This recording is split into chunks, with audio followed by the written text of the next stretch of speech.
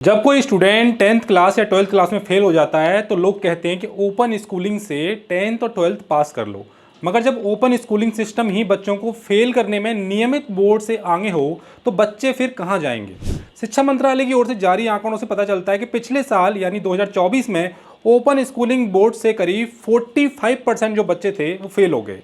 इसके साथ ही रिपोर्ट में बताया गया कि SC/ST कम्युनिटी का परफॉर्मेंस काफ़ी डाउन रहा है। पहले डेटा के जरिए जानते हैं ओपन स्कूलिंग सिस्टम और नॉर्मल बोर्ड का परफॉर्मेंस कैसा रहा। नमस्कार, मेरा नाम है ललित और आप देख रहे हैं करियर्स 360। शिक्षा मंत्रालय के 2024 के डेटा के अनुसार जो कि 2025 में जारी हुआ है, जहां NIOS यानी national institute of open schooling का पास परसेंटेज सिर्फ 35 से लेकर के 40% रहा है, वहीं MPSOS यानी Madhya Pradesh state open schooling और RSOS यानी राजस्थान स्टेट ओपन स्कूलिंग में 60% से ज़्यादा छात्र पास हुए। Bihar board of open schooling and examination का पास परसेंटेज SC छात्रों के लिए 50% से अधिक रहा, जबकि ओपन स्कूलिंग में लड़कियों का एनरोलमेंट काफ़ी कम रहा है मगर परफॉर्मेंस लड़कों से काफ़ी बेहतर रहा है। चलिए अब डेटा के माध्यम से जानते हैं कि ST/SC कम्युनिटी का परफॉर्मेंस कैसा रहा, तमाम जो राज्य हैं और ओपन स्कूलिंग जो बोर्ड्स हैं उनका परफॉर्मेंस कैसा रहा।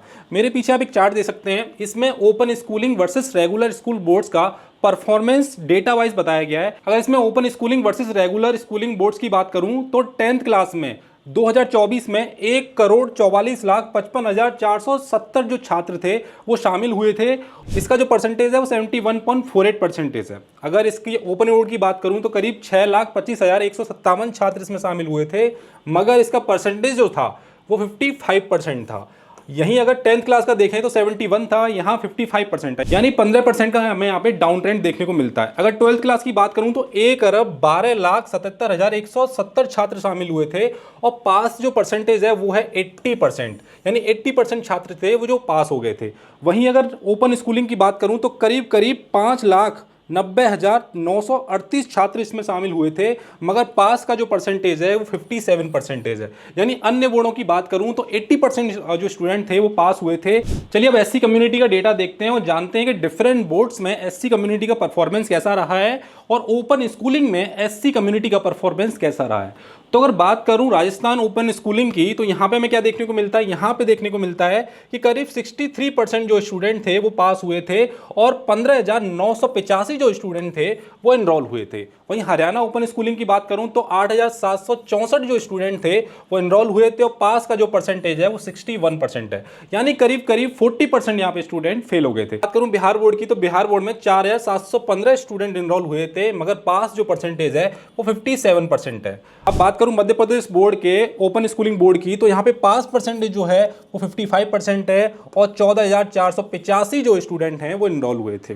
छत्तीसगढ़ ओपन स्कूलिंग की बात करूं तो यहाँ पे 46% जो स्टूडेंट हैं वो पास हुए थे और 1,691 जो स्टूडेंट हैं वो एनरोल हुए थे। NIOS की बात करूं तो NIOS में 35% जो स्टूडेंट हैं वो पास हुए हैं और 15,607 जो स्टूडेंट हैं वो एनरोल हुए थे। तो वो जितने सारे ओपन स्कूलिंग बोर्ड्स हैं उनमें सबसे ज़्यादा जो खराब परफॉर्मेंस रहा है वो रहा है NIOS का। अगर बात करूं बिहार बोर्ड की भी तो यहाँ पे 57% जो स्टूडेंट हैं वो पास हुए थे, मगर यहाँ पे NIOS में क्या देखने को मिलता है, NIOS में 35% जो स्टूडेंट हैं वो पास हुए। अगर NIOS की तुलना बिहार बोर्ड से करूं तो 50% यहाँ पे डाउन ट्रेंड हमें देखने को मिलता है NIOS में। अगर तमाम जो बोर्ड्स हैं उनकी तुलना करूं तो ऑल ओपन जो बोर्ड्स हैं उनमें SC कम्युनिटी का जो पास परसेंटेज है वो 53% है और इसमें करीब 95,801 जो स्टूडेंट थे वो एनरोल हुए थे।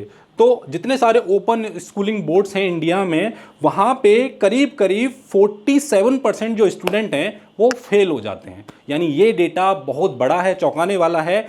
जो तमाम स्टूडेंट 10th और 12th क्लास में जो नॉर्मल बोर्ड्स होते हैं उनमें फेल हो जाते हैं तो वो रुख करते हैं ओपन स्कूलिंग बोर्ड्स की तरफ, मगर वहाँ पे भी जो फेल होने का जो परसेंटेज है वो 47% है, यानी 47% जो स्टूडेंट हैं वो फेल हो जाते हैं। ये बात करते हैं ST कम्युनिटी की तो Madhya Pradesh state open schooling की बात करें तो करीब यहाँ पे 18,392 जो स्टूडेंट थे वो एनरोल हुए थे और पास परसेंटेज जो है वो 64% है।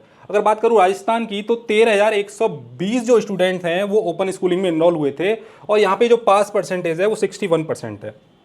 अगर छत्तीसगढ़ स्टेट ओपन स्कूलिंग की बात करूं तो 7,704 स्टूडेंट इनरोल हुए थे और यहाँ पे जो पास परसेंट है वो 59% है। अगर बात करूं बिहार बोर्ड की तो 4,809 स्टूडेंट एसटी कम्युनिटी से इनरोल हुए थे और यहाँ पे पास परसेंट जो है वो 49% है। अगर बात करूं एनआईओएस की तो 25,876 जो स्टूडेंट हैं वो इनरोल हुए थे और पास परसेंटेज जो है वो 39% है। यानी जितने सारे ओपन स्कूलिंग के बोर्ड हैं सबसे ज़्यादा बच्चे यहाँ पे इनरोल हुए थे 12th क्लास में एसटी कम्युनिटी से, मगर पास परसेंट जो है वहाँ पे 40% के अराउंड ही है। अगर सभी ओपन बोर्ड्स की बात करूं एसटी कम्युनिटी के लिए तो करीब 74,503 स्टूडेंट जो हैं वो इनरोल हुए थे और पास परसेंट क्या देखने को मिलता है 52%। यानी सारे बोर्ड्स में एसटी कम्युनिटी का जो परफॉर्मेंस है वो काफ़ी डाउन रहा है और करीब 48% जो स्टूडेंट हैं वो फेल हो गए हैं, 52% जो स्टूडेंट हैं वो पास हो गए। चलिए एसटी एससी कम्युनिटी की बात की हमने और इसके साथ ही तमाम जो इंडिया के ओपन स्कूलिंग बोर्ड्स हैं उसकी बात की, रेगुलर बोर्ड्स की बात की। अब बात करते हैं लड़के और लड़कियों के बीच में हमें क्या अंतर देखने को मिलता है। अगर लड़कियों की बात करूं ओपन स्कूलिंग में तो कितनी बच्चियां इनरोल हुई थी, अपीयर्ड हुई थी, तो 2,76,601 जो बच्चियां थी वो इनरोल हुई थी और पास परसेंट जो था 59% था। अगर लड़कों की बात करूं तो लड़के अपीयर्ड हुए थे 3,38,556 और पास परसेंटेज है 51%। यानी 10th क्लास की मैं बात कर रहा हूं तो यहां पे आप देख सकते हैं करीब करीब 9% का यहां पे आपको 8 से 9% का यहां पे अंतर देखने को मिल जाएगा। और अपीयर्ड लड़कियों की बात करूं तो लड़कियां यहां पे संख्या में लड़कों से कम अपीयर्ड हुई थी, मगर जो लड़कियां हैं उनका जो पास परसेंटेज है वो लड़कों से काफी ज्यादा है। चलिए 12th क्लास देखते हैं। 12th क्लास में क्या देखने को मिलता है कि 2,47,326 जो स्टूडेंट हैं, जो लड़कियां स्टूडेंट हैं वो अपीयर्ड हुई थी और पास परसेंट यहाँ पे है 62%।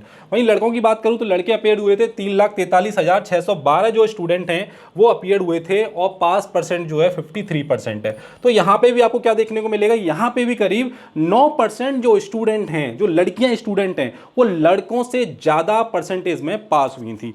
और अपीयर्ड की बात करूं तो यहां पे अपीयर्ड में जो लड़कियों के नंबर्स हैं वो लड़कों से काफी कम है, मगर पास परसेंटेज में लड़कियां लड़कों से काफी ज्यादा हैं, यानी उन्होंने काफी बड़े बड़े झंडे गाड़े हैं। तो भारत के जो तमाम राज्य हैं जहां पे ओपन स्कूलिंग बोर्ड्स हैं उनका परफॉर्मेंस एनआईओएस से काफी अच्छा देखने को मिल जाता है। एसटी एससी छात्रों के फेल परसेंटेज है वो काफी ज्यादा है। वहीं अगर दूसरी देखें लिंग असमानता हमें काफी देखने को मिलती है, यानी लड़कियां कम अपीयर्ड होती हैं मगर लड़कों से ज़्यादा उनका परसेंटेज जो होता है पास का वो ज़्यादा होता है। वहीं दूसरा एक अंतर देखने को मिलता है एकीकरण की कमी। ओपन और मुख्य धारा शिक्षा प्रणालियों के बीच में एकीकरण की जो कमी है वो काफ़ी हमें बड़ी देखने को मिल जाती है। तो इस तरीके से आपने जाना कि भारत में किस तरीके से ओपन स्कूलिंग जो बोर्ड्स हैं उनका परफॉर्मेंस किस तरीके से डाउन हुआ है, एनआईओएस का परफॉर्मेंस भारत की जो तमाम अन्य ओपन स्कूलिंग बोर्ड्स हैं उससे किस तरीके से खराब है। तो जो बच्चे 10th क्लास और 12th क्लास में रेगुलर बोर्ड्स में फेल हो जाते हैं वो ओपन स्कूलिंग बोर्ड्स में जाते हैं, वहाँ पे भी उनका जो परफॉर्मेंस है वो 50% करीब 50% डाउन रहता है। अगर आपको वीडियो अच्छी लगी हो तो वीडियो को लाइक करें, शेयर करें, चैनल को सब्सक्राइब करें।